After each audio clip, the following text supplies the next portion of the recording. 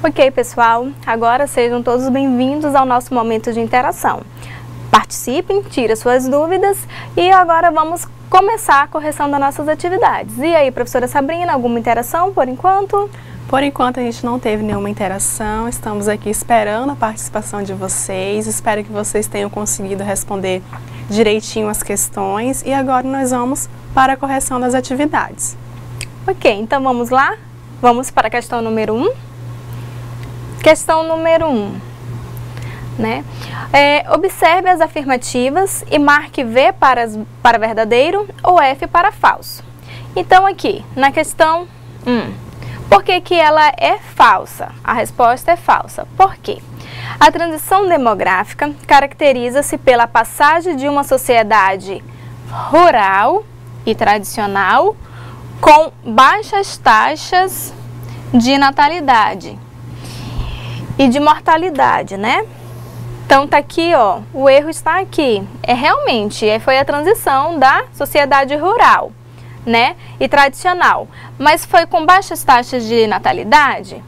Não, né? Aqui eram o quê? Altas taxas de natalidade e mortalidade, altas taxas, tá?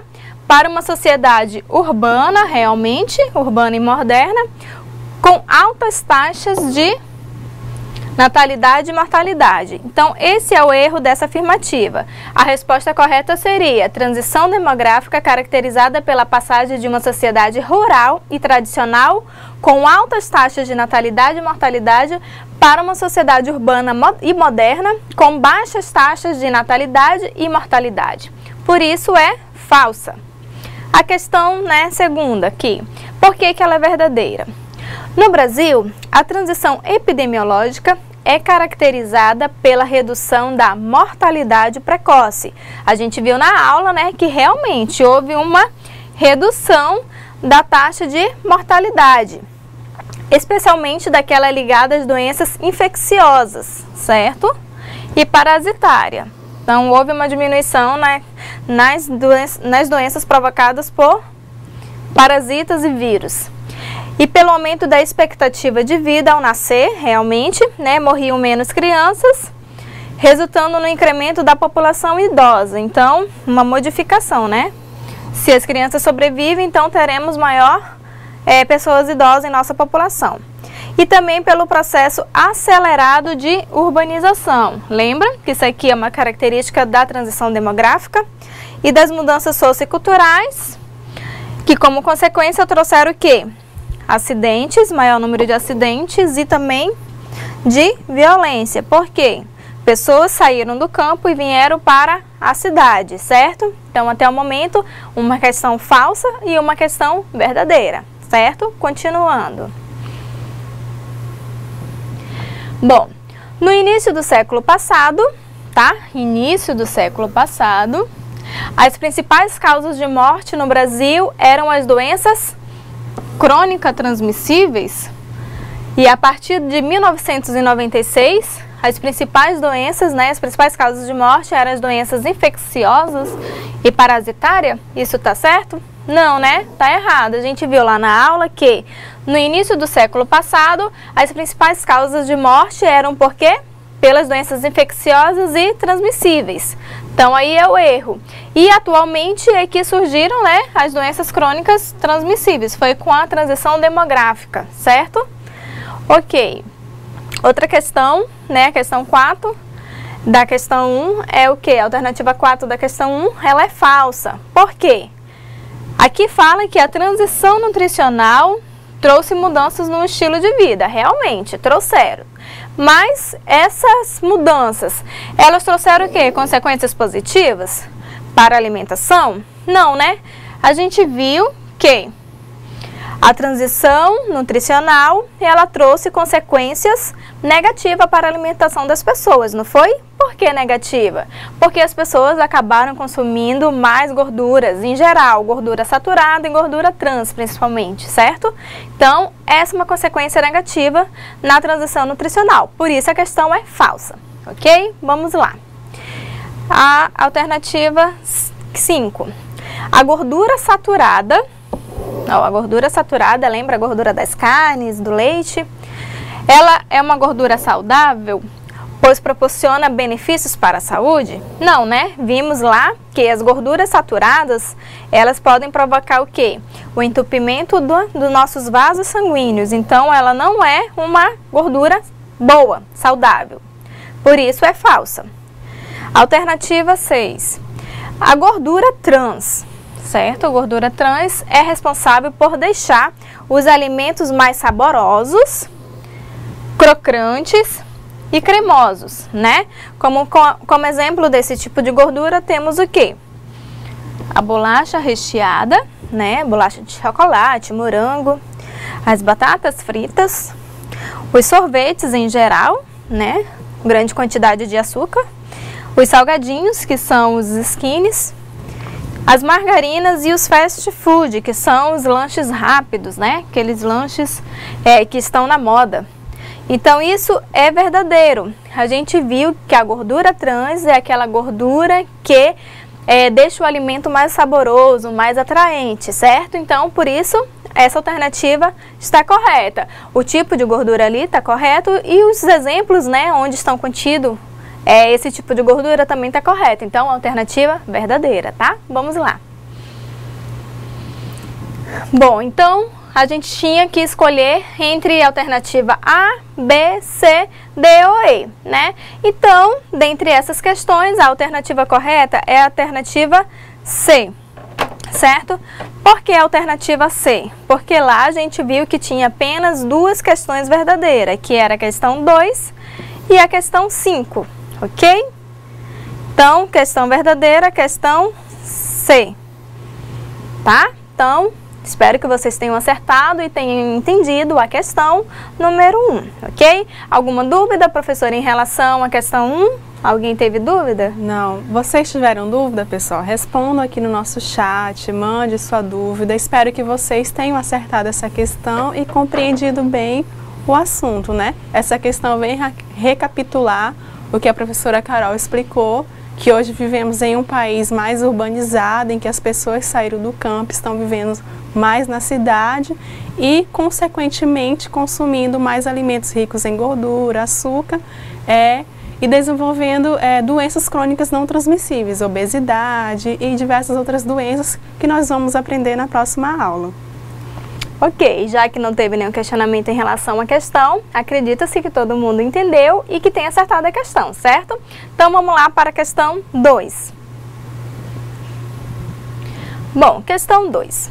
Considerando o perfil epidemiológico brasileiro, observa-se nas últimas décadas, ou seja, aqui você teria que ter marcado, né, qual dessas alternativas caracteriza o perfil epidemiológico. Então, vamos lá.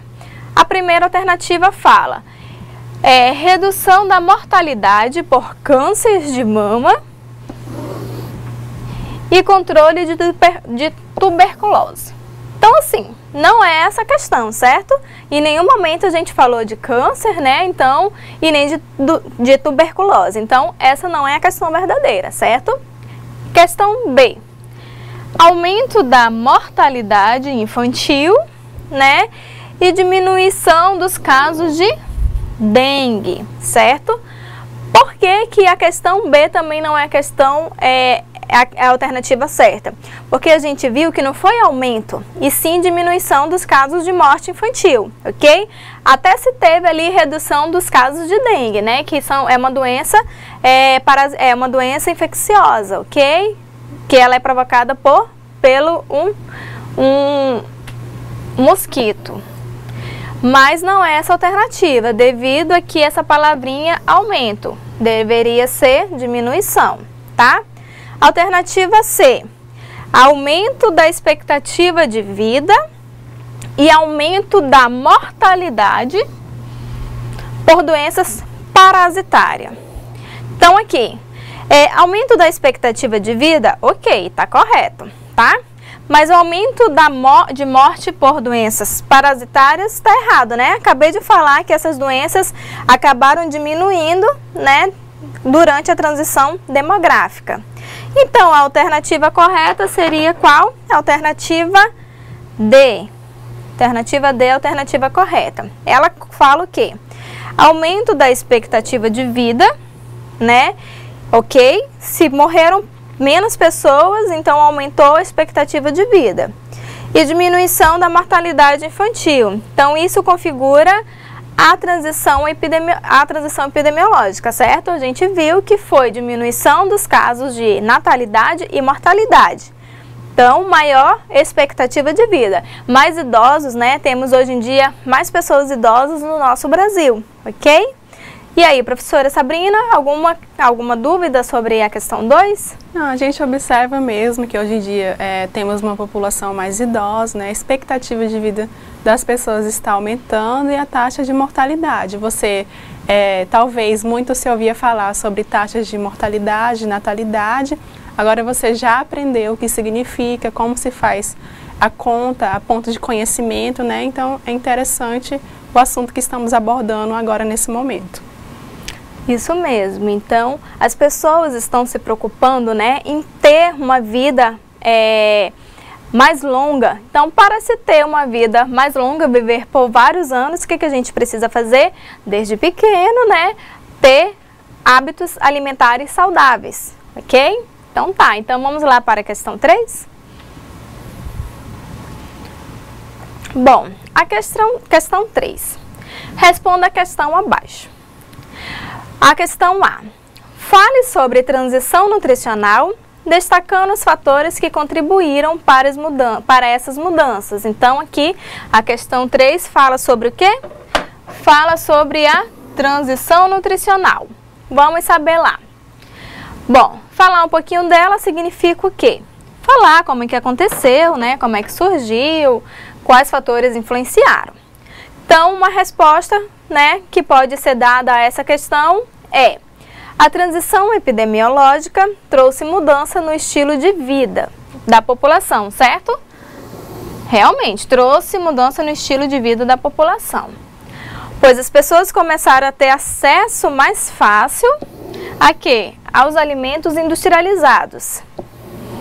Que antes isso não ocorria, porque esses alimentos não chegavam ao campo.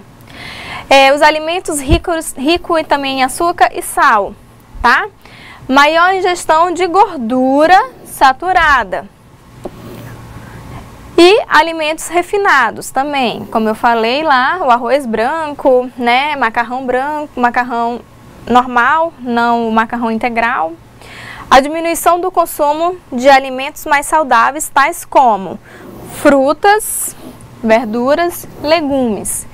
Ok? Então, assim, do momento que as pessoas vieram para a cidade, começou um maior consumo desses tipos de alimentos, certo? Então, isso foi uma mudança nutricional, ok? Assim, foi uma inversão da doença relacionada à alimentação. Antes prevalecia o quê? O processo de desnutrição, pela falta do alimento. E nos dias atuais prevalece o quê? A obesidade, devido a quê? Ao grande número de alimentos, né, gordurosos, com grande quantidade de açúcar e sal. Então, grande consumo desse tipo de alimento. Dessa forma, a transição nutricional contribuiu para o aparecimento do quê? Das doenças crônicas não transmissíveis, ok?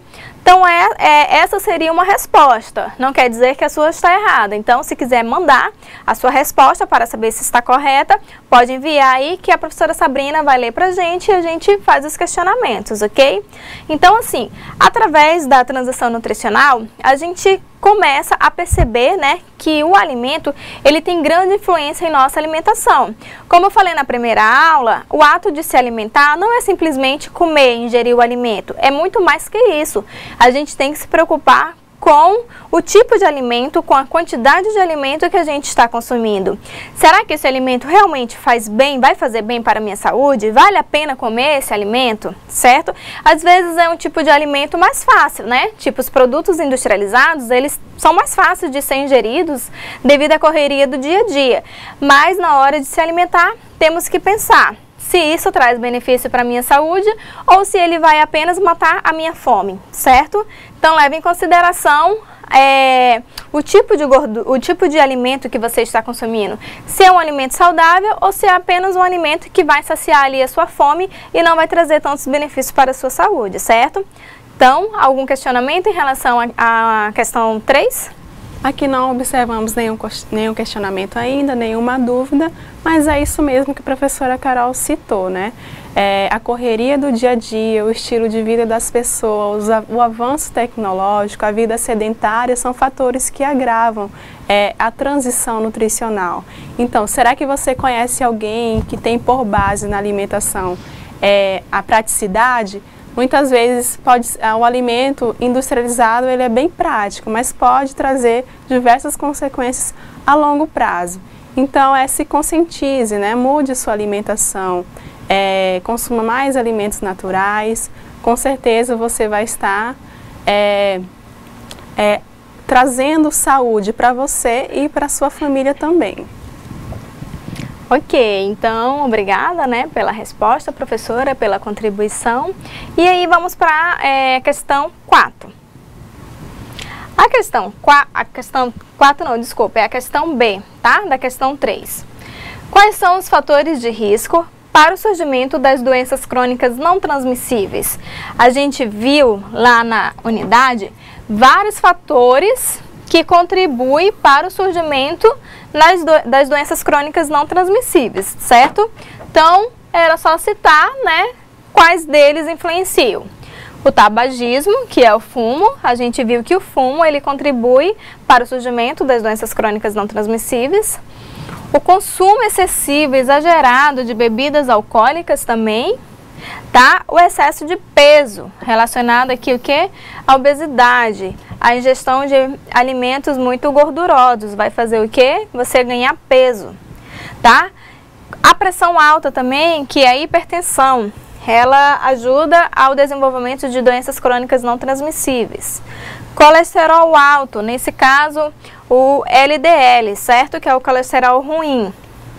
O baixo consumo de frutas, verduras e legumes, né? Hoje em dia a gente vê que tem pessoas, né, em relação ao consumo de frutas, verduras, a gente vê que tem pessoas que durante o dia não ingere uma hortaliça, não ingere uma verdura e nenhuma fruta. Isso vai prejudicar a sua saúde, porque como a gente viu na unidade 1, cada alimento, né, cada tipo de nutriente desempenha um papel importante no nosso organismo. Então, todos os dias devem ser consumidos vários tipos de frutas, verduras e legumes, ok? Então, vamos lá. E o sedentarismo, que é a falta de atividade física, certo? As pessoas hoje em dia, tem muitas que realmente já começaram a se preocupar com a atividade física, mas outras acabam não fazendo atividade física porque falam que não tem tempo, né?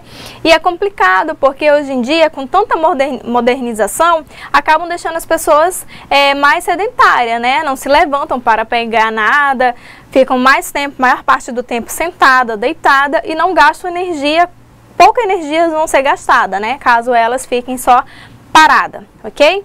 Então, essa seria a resposta da questão B da questão 3. Então, era só citar quais os fatores que influenciavam o surgimento das doenças crônicas não transmissíveis, ok? Vamos ver se alguém teve alguma resposta diferenciada para essa questão, ok? Professora Sabrina, teve alguma resposta diferente? Não tivemos nenhuma resposta, pessoal. Vocês podem estar tirando suas dúvidas, não esqueçam, participe. É uma oportunidade única que você tem.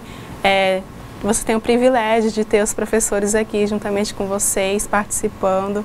É justamente isso, né, professora Carol? O sedentarismo, a falta de atividade física, a vida corrida das pessoas hoje em dia não proporciona o sedentarismo, né, em que as pessoas deixam de se exercitar.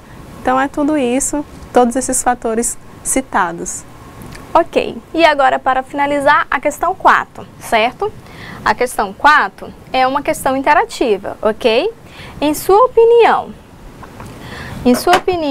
quais os riscos, né, que uma alimentação inadequada, ou seja, uma alimentação não saudável, pode representar para a qualidade de vida das pessoas? Ok? Então, uma possível resposta para essa questão seria que a gente viu ali, com a transição epidemiológica, a gente viu quais foram as consequências que a alimentação trouxe para a população, né? A questão da obesidade. Então, a obesidade nada mais é do que uma alimentação inadequada. E essa obesidade, ela pode trazer várias consequências para a qualidade de vida da pessoa. Uma pessoa com excesso de peso, ela acaba ficando mais sem vontade, né, de fazer quase nada. Ela fica mais sentada, certo? Então, ela não tem ânimo para a vida. Ela acaba prejudicando o quê? A qualidade de vida dessa pessoa. A gente viu que se eu der um alimento rico em gordura, rico em sal e em açúcar para uma criança, consequentemente, na vida adulta e na velhice, ela terá o quê? Várias doenças, né? Tais como a gente viu as doenças crônicas não transmissíveis. Então, assim, através da alimentação, a gente pode evitar várias doenças. A gente tem que ter noção que a alimentação, ela deve ser realizada para a gente ingerir, né, se alimentar, mas também para trazer benefícios para a saúde, ok? Então, assim, a alimentação inadequada, ela pode trazer vários riscos, porque ela pode desenvolver várias doenças para as pessoas. Então, é o momento de começar as mudanças nos hábitos alimentares, consumir mais verduras, mais frutas, né, praticar uma atividade física para o benefício da sua saúde. Não é para outra coisa, é para beneficiar você mesmo, ok? Então, essa seria uma resposta. A alimentação inadequada pode trazer várias doenças para a vida das pessoas, certo? Então, em relação às nossas atividades, a gente conclui aqui com a atividade 4, e eu quero agradecer a participação de vocês, né, durante essa unidade 2, durante essa aula, e convidar vocês para revisar a aula e já ir lendo alguma coisa do restante da unidade 2, né, que a gente não finalizou a unidade 2. Na próxima aula a gente finaliza a unidade 2 conhecendo o que? As doenças crônicas não transmissíveis e a atividade física também, ok? Obrigada, professora Sabrina. Então, diante do que foi exposto hoje, você já conhece agora um pouquinho mais dos riscos que uma alimentação inadequada pode trazer para a saúde. E será que você conhece alguém que, por conta de uma má alimentação, desenvolveu alguma doença, alguma complicação de saúde? Então, reflita um pouquinho, né?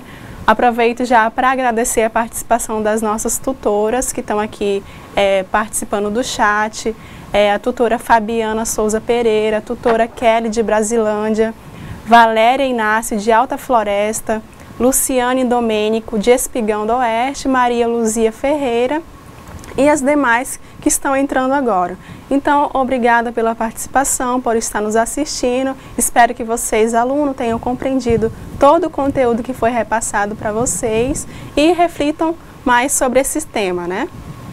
Ok, então, até a próxima aula, concluindo a unidade 2. Obrigada.